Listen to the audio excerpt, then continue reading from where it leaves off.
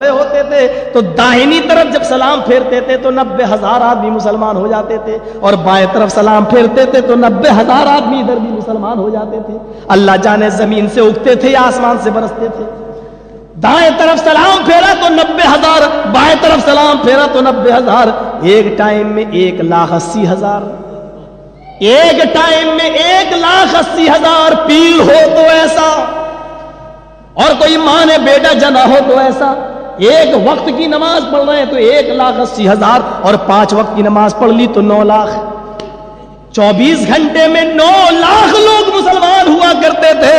محمد رسول اللہ صلی اللہ علیہ وسلم 13 سال مکے میں مار کھاتے رہے، پتھر کھاتے رہے، خون ٹپکاتے رہے، اپنی پیشانی سے خون گرتا رہا، اور حضرت فاطمہ جو 4 سال کی ہے اور بازار اوقاس کے اندر اللہ کے نبی دعوت و تبلیغ کا فریضہ انجام دے رہے، اتنا کافروں نے مارا کہ پتھر سر پہ پڑا، اور پتھر کی وجہ سے خون نکلا، اور خون کی وجہ سے بے ہوش ہو کے زمین پہ گر گئے۔ 4 سال کی بچی فاطمہ سے کسی نے کہا تیرے باپ کو اوقاس بازار میں لوگوں نے اتنا مارا کہ وہ بے ہوش ہو گیا۔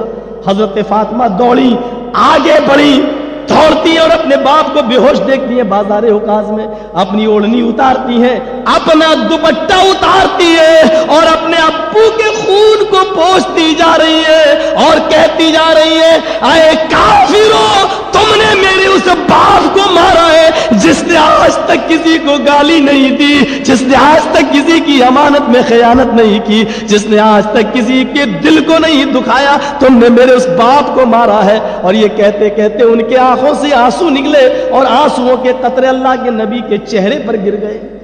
ان آنسوؤں کی گرماہٹ نے آب حیات کا کام کیا، بے ہوش نبی کو ہوش آ جاتا ہے۔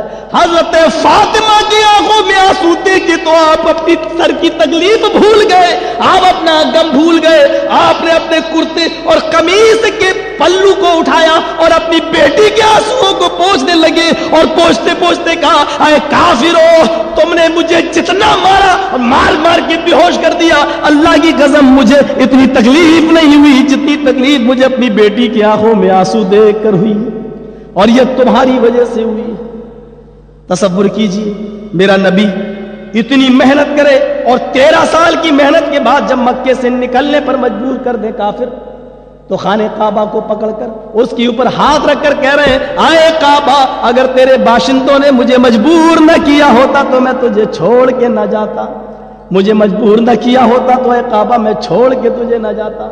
اور یہ کہہ کر کس کلیجے کو رکھ کر اور کس دل اور گردے کو سامنے رکھ کر اللہ کے نبی نے مکہ چھوڑا ہوگا کہ قبلے پر ہاتھ رکھ کر خانہ کعبہ پہ ہاتھ رکھ کر کہتے ہو ہائے کعبہ، اگر تیرے باشندوں نے مجھے مجبور نہ کیا ہوتا تو میں مکہ نہ چھوڑتا، میں مدینہ نہ جاتا، میں تجھے خیر آباد نہ کہتا۔ پھر آپ مدینہ گئے، اور مدینہ میں بھی پہنچ کر مکے کے کافروں نے جب چین نہ لینے دیا تو جنگ بدر کی شکل میں مارکا سامنے آیا۔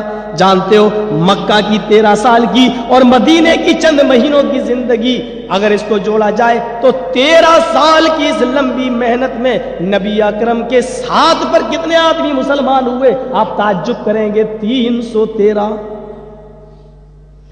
13 سال کی لمبی محنت، جدوجہد، اور اس میں مسلمان ہونے والے کتنے ہیں؟ 313۔ یہاں ایک وقت میں 1,80,000 اور 5 وقت میں 24 گھنٹے میں 9 لاکھ۔ ذرا بتائیے کہ رسول کی تنقیس اور پیروں کی عزت اور پیروں کا مقام و مرتبہ رسول سے اونچا اٹھانے کا پلان اور سازش نہیں تو کیا ہے؟ یہ رابعہ بصری سمندر کا سفر کر رہی ہیں، قبلہ معلوم نہیں کہاں ہے، مسلح بچھا ہے، مسلح چلتا جا رہا، رابعہ بصری ٹہلتی جا رہی، قبلہ معلوم نہیں ہے کہ کہاں ہے۔ قبلہ اٹھ کر سمندر میں چلا آیا، اور رابعہ بصری نے اس کی طرف رخ کر کے نماز پڑھ لیا۔ کیا ہے؟ اللہ کے نبی مکہ چھوڑ کے مدینہ گئے، 10 سال مدینہ رہے۔